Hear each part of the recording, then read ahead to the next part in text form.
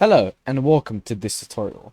In this video, I'm going to show you how you can add money into your Upstox app. Now, Upstox app is a trading platform like MetaTrader or any other trading platforms, only to one country, which is the +91 country. So if we were to say +91 country, it is the country of India. So this trading is from people from India.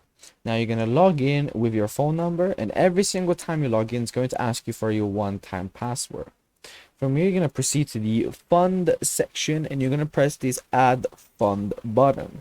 From here, you're going to click from whatever bank you want. So if you want Google Pay, Smart Transfer, you want net banking, or you just want to transfer by an electronic wallet, just press that, and then fill out all of your details from the other bank, and then that way you have got money into your Upstox account.